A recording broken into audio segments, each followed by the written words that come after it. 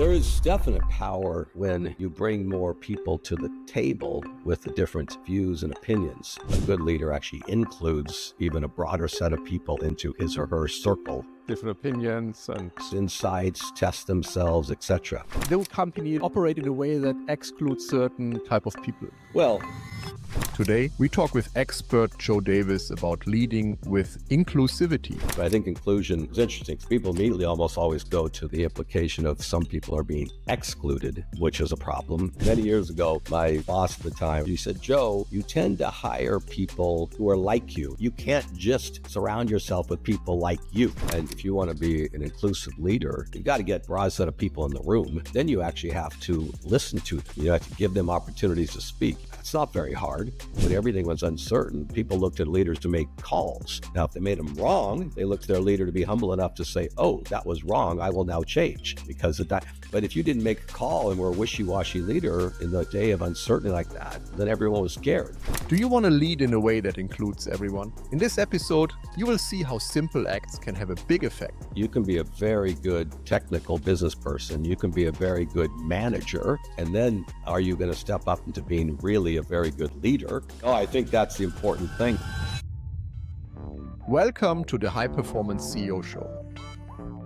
Don't forget to subscribe for more awesome insights. Hit that notification bell too, so you never miss a video. That's a big help. Thank you. Joe Davis, welcome to the show. Thank you, Sebastian. Thank you. Today we would like to talk about inclusion, and it's a very important topic in today's world. We just had a quick pre-conversation, and I said, yeah, for me, actually, inclusion is a strange concept because in my career running a couple of companies, I had all kinds of people working for me, colored people, homosexual people, young, old, everything, and I didn't need to focus on inclusion. I just had an included company, so to speak. But in many organizations, this doesn't work. And this is why inclusion is an important topic. And you are very passionate about that. So this is why today's episode is all about how can we improve inclusion, live inclusion. I mean, you will guide us through, but maybe before we start, you can give us a quick kind of management summary. What you do? I've been 37 years almost at Boston Consulting Group, a management consulting firm, as you know, strategy consulting firm. It's actually interesting. I just looked. I think I'm now third or fourth most tenured person out of 40,000 people. Oh. Which impressive. says something about, I guess we'll discuss what kind of impressive that is. You're chuckling, but it does say something about consulting. It's still BCG, actually leaving at the end of this year. Had many roles, of course, client service, but most recently led BCG North America and many offices and started businesses in between.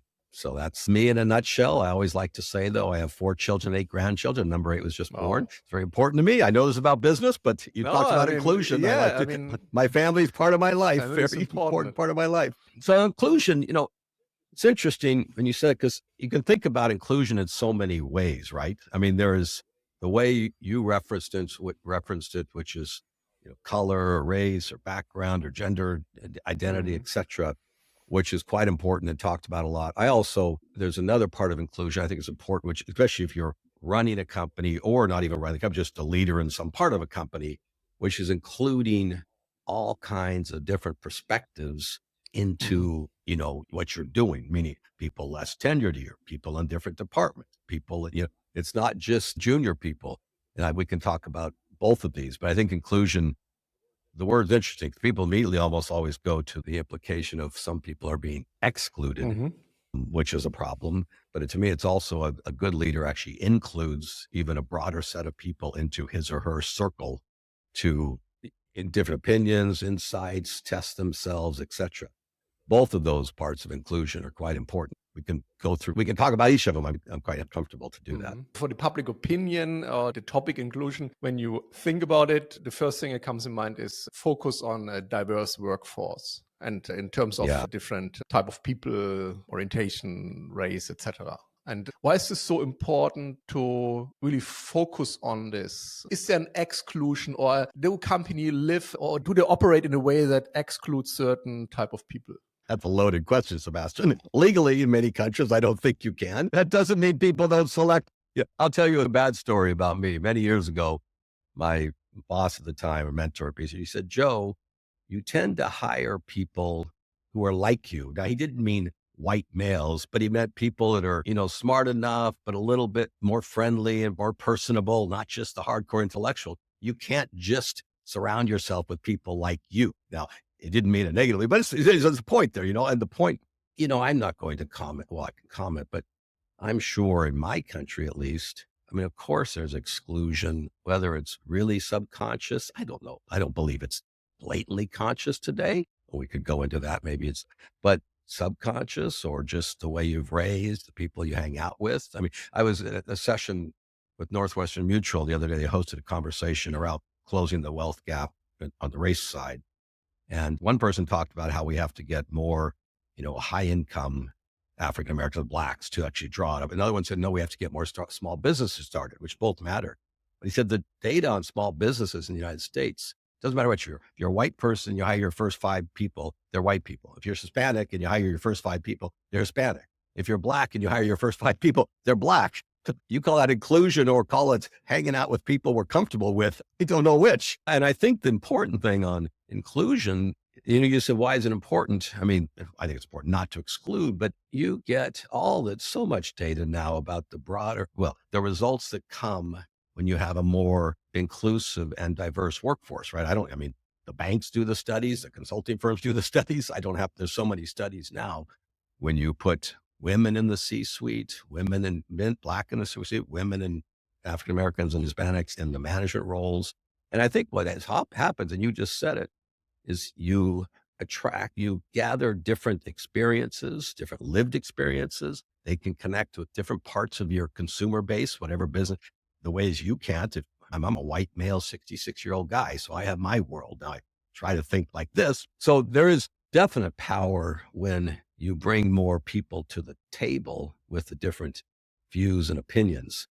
Now, I'll let you ask me a question, but then you can bring them to the table, but that doesn't mean they're included. There's a lot more than just having them in the room, Well, I mean, I can go there. I mean, how many times do you hear, or you probably have seen it, you're in a room with 7 or 8 leaders and 1 woman or 2 women and 5 men, and the woman says something and then no one reacts. And then 2 minutes later, a guy says the same thing and everyone talks about it. A bloody stereotype, but we've all seen it, or as a cliche over and over. I don't think that's called inclusion. Actually, that's exclusion. Or it's just they have to fulfill some quotas, and then they put someone in, but just to tick the box. Big world, and a lot of different companies are different, evolution stages of their evolution. I think that ticking the box just to tick the box is probably over. They still got to do it. It's still happening, but I think it's more that, there's just norms of centuries or tens of years talking, not thinking the women belong in the room is just something that, 50 years ago, they were barely in the room. That's horrible to say. Subconscious minded, they still believe that thought somehow subconsciously. And then the subconscious mind is controlling most of our activities, controlling our decisions. Right. Or you could even go a step further. It doesn't matter who you are. I mean, most of it, people first tend to live in their own head. Your point, your subconscious. And what am I thinking? And what are my ideas? And what do I think is right? And, really, if you want to be an inclusive leader, you actually have to you've got to get a broad set of people in the room, but then you actually have to listen to them. You have to give them opportunities to speak. You actually have to understand what they're saying and where they're coming from and what do they know that you don't know. And, a lot of people, leaders or not, think they have the answer. Now, I'll tell you, I wrote this book, which is not here nor there necessarily, but I talked to a lot of CEOs and other business leaders, and all of these ones who are, known to be pretty broad-based servant type, generous type of leaders.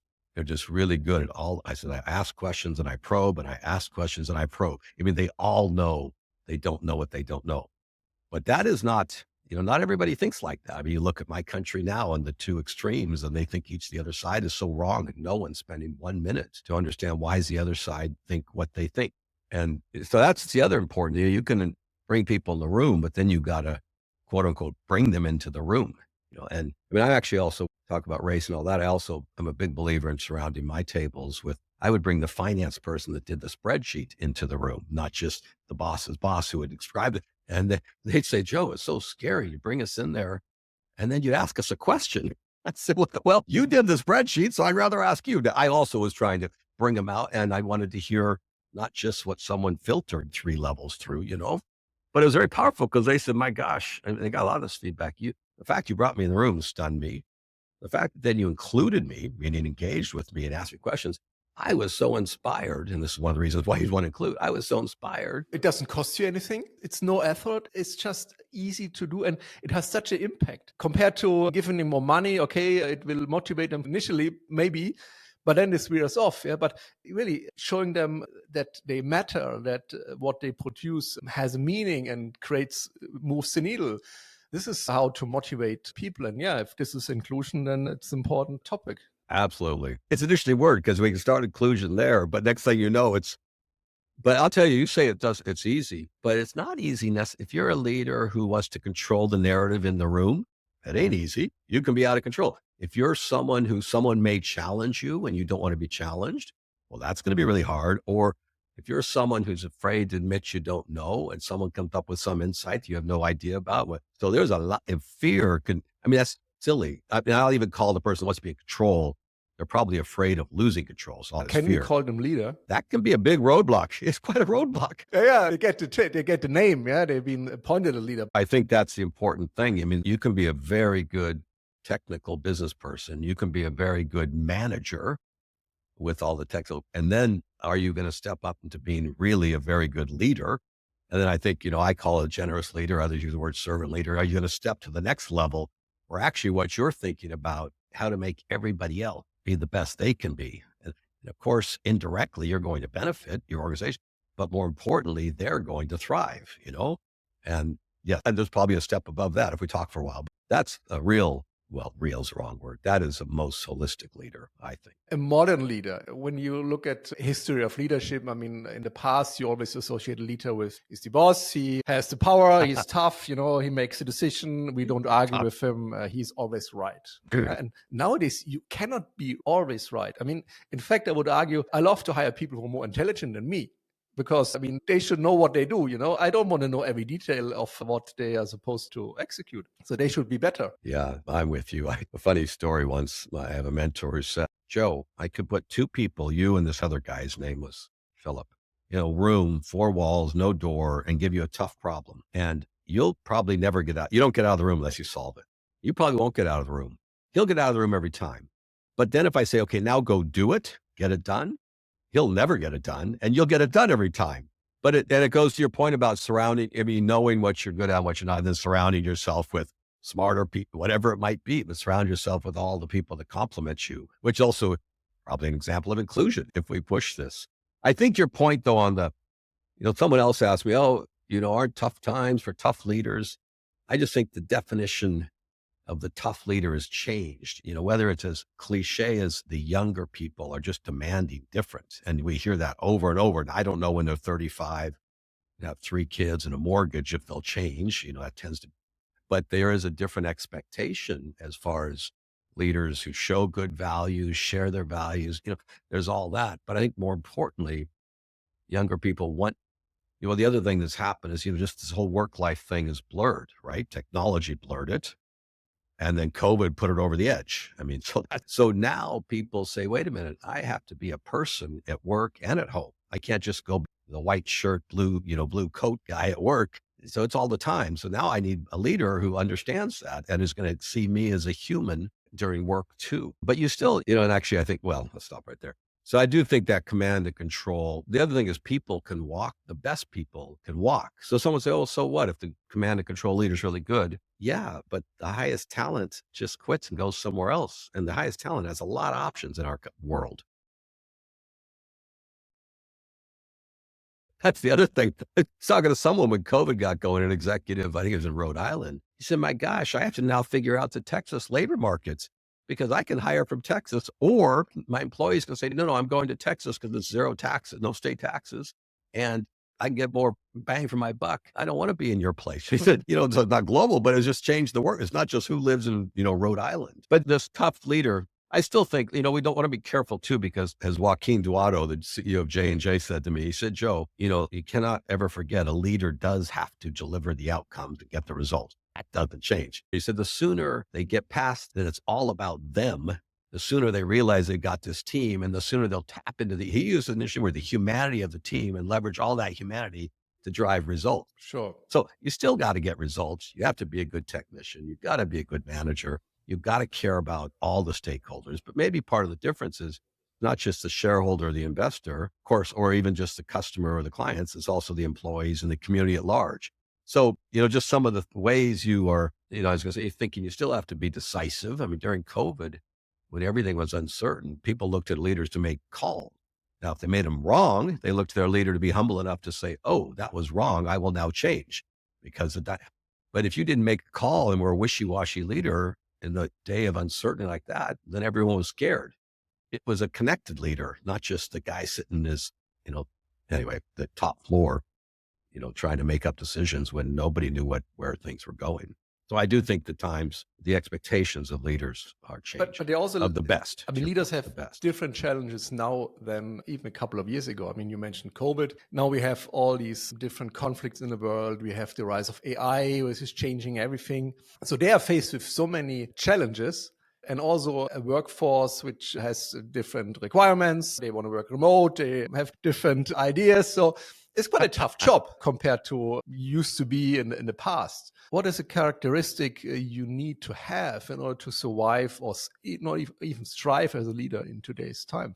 I think you're right on all those things. And of course, they change it for the leader, but they change it for the workforce too. Because, you think about it, nowadays, you only can get your news on this thing and you glance at it and you discover the next shooting in my country. And the first thing is, this is all the more why you need the broadest set of experiences in your workforce, and you need to include them because you cannot cope with all that by yourself.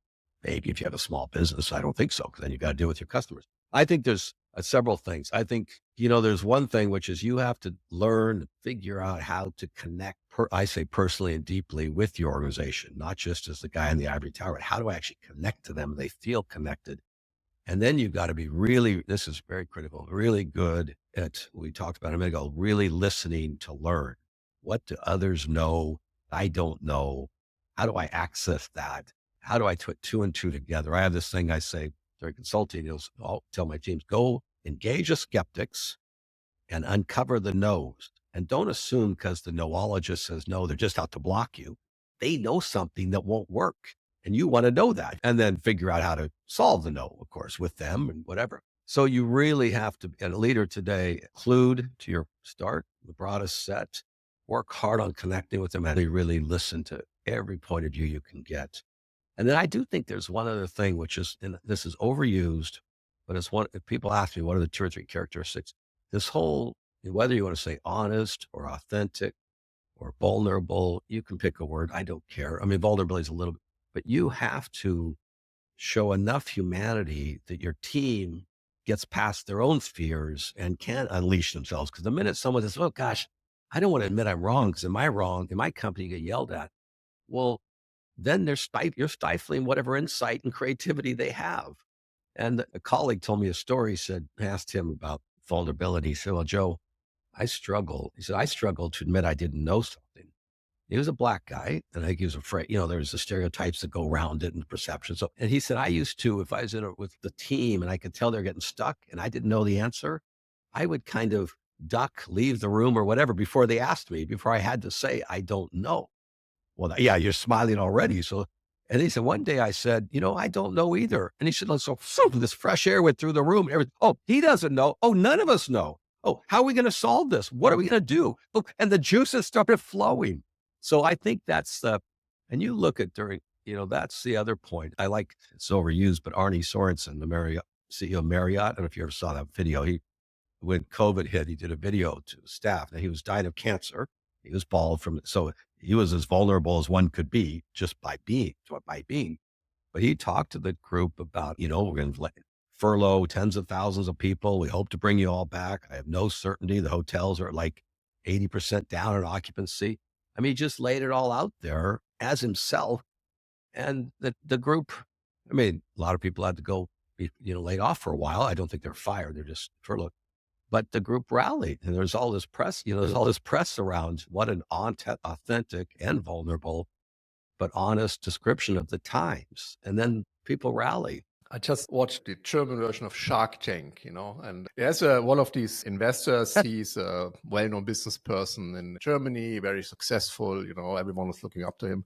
And in this last episode, he was saying, they talked about challenges and hard times he had. And he said, I had a depression. I was addicted to medication. I can't sleep well at night. And people, they just went quiet, But he shared what probably many are maybe partially suffering from. And it shows that these are all humans. And also the big guys, they have their package to carry. Well, bravo for that person. Bravo. And, a lot of people think, oh my gosh. I was talking to somebody who was interviewing me for an article yesterday. She goes, but how, isn't that risky? And how do you know when to cross the line? And, maybe sometimes you don't go too far. Don't start crying in front of 1,000 people that don't even know who you are necessarily. Maybe.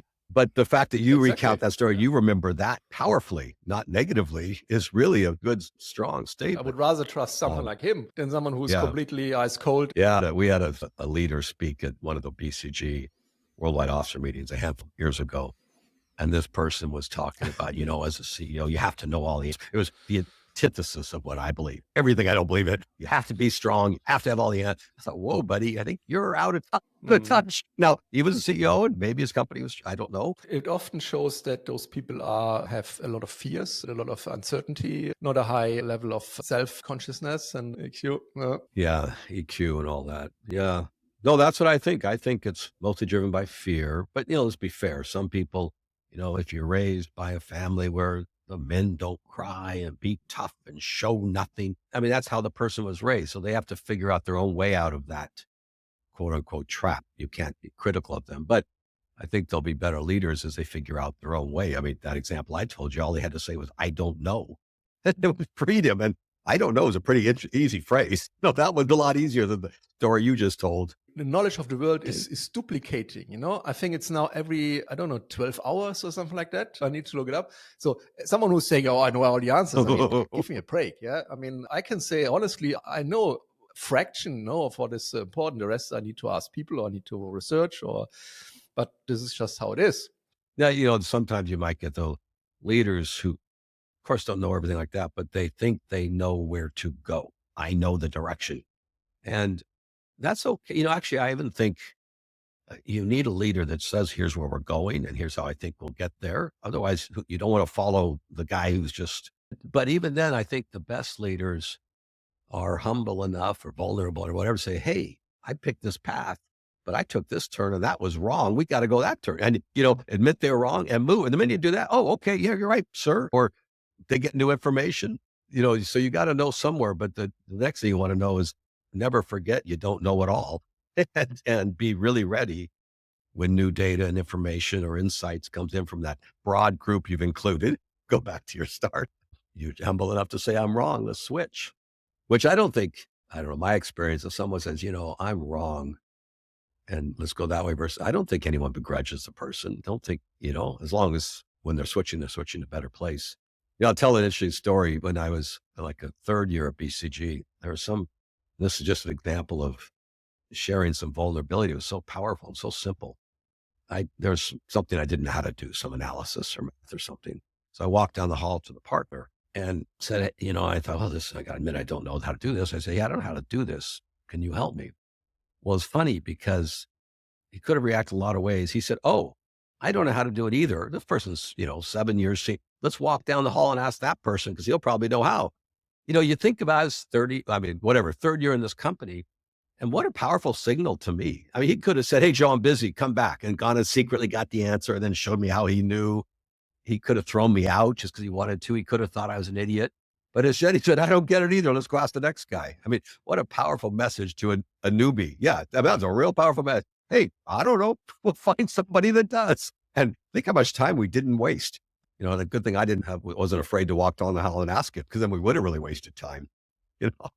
That's the other thing we haven't talked about. You get the best answers with the broad set of people and making sure you tap into everything they know. But you also, what's the only thing that everybody doesn't have is time, right? And you waste a lot of time if you're trying to pretend you know it all yourself. I don't really talk about this angle much with people, but time's the most valuable resource. But you wrote this book, The Generous Leader. So you want to share a little bit about what got you to write the book and what is the message? Well, so, I mean, there's a handful of things that got me to write it. One is I was coming out of leading BCG North America, and during COVID, a number of my colleagues said, you just have to write about that time and the leadership during that time. Now, another colleague said, hey, include other leaders in the story because no one wants to read a memoir. So and make it just be COVID. Actually, someone from Harvard Press said nobody wants to read about COVID, so it has to be a longer stretch of leadership time.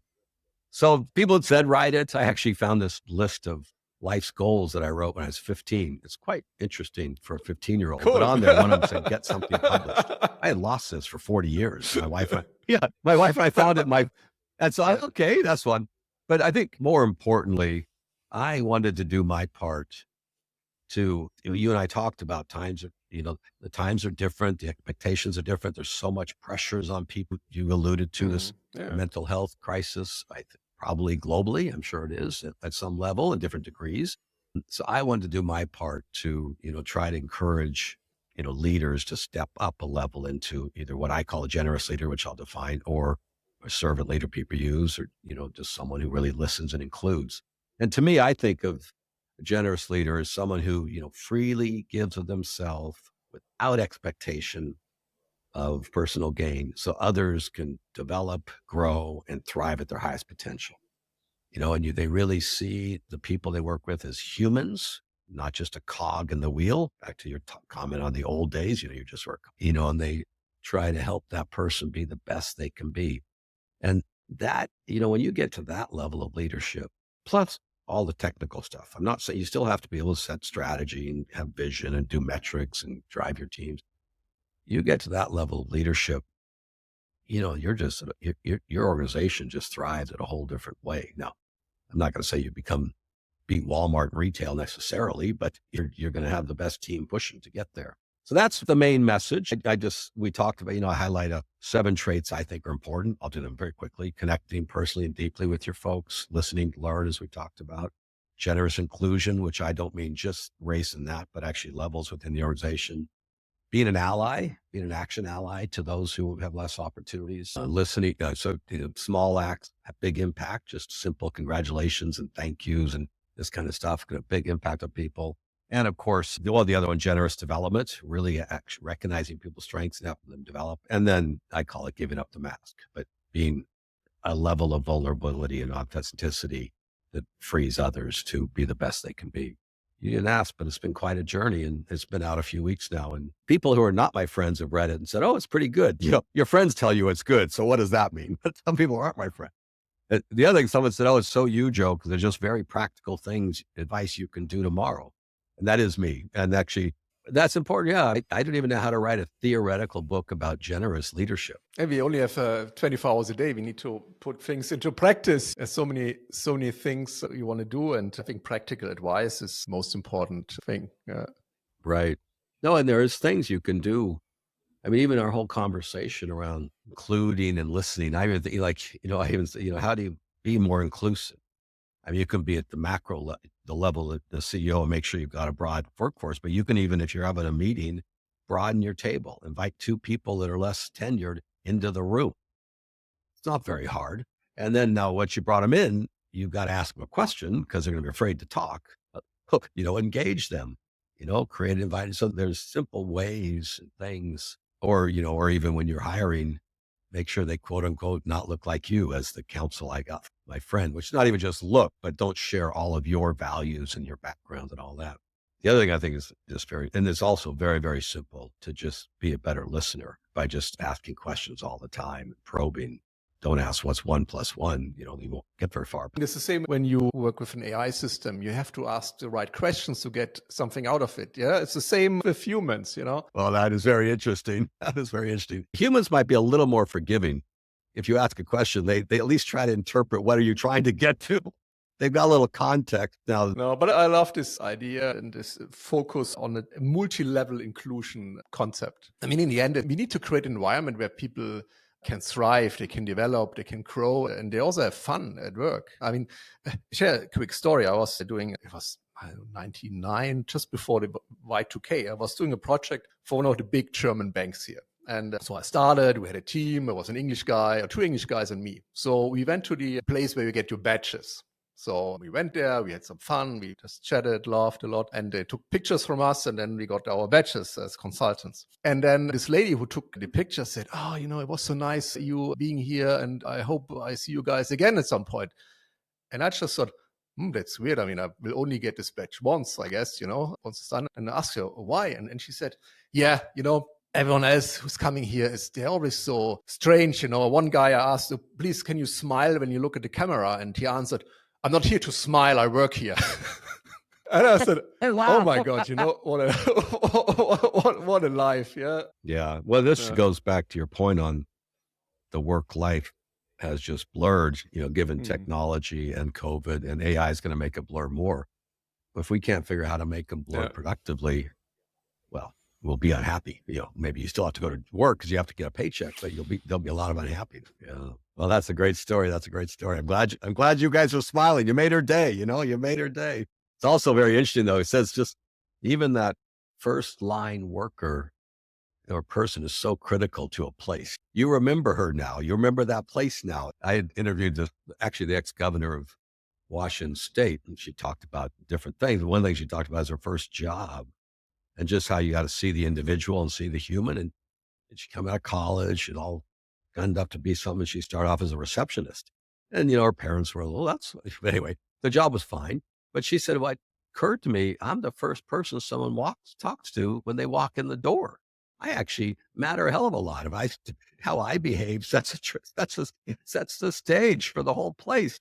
And just, to the point of inclusion, make sure you're including that receptionist in a way she or he or they feel very included. But you can say hello and ask how she is and honestly caring about her, even as the CEO. Yeah, you hear so many stories like that, right? Just those kind of leaders who walk through the halls saying hi to everybody and hope, if they really got good with names, they remember everybody. But you just hear the power of those, like, wow, I never forget when that leader was here. And it's just a simple, quote unquote, small act. I mean, that's really simple, saying hello, but a lot of people don't do that.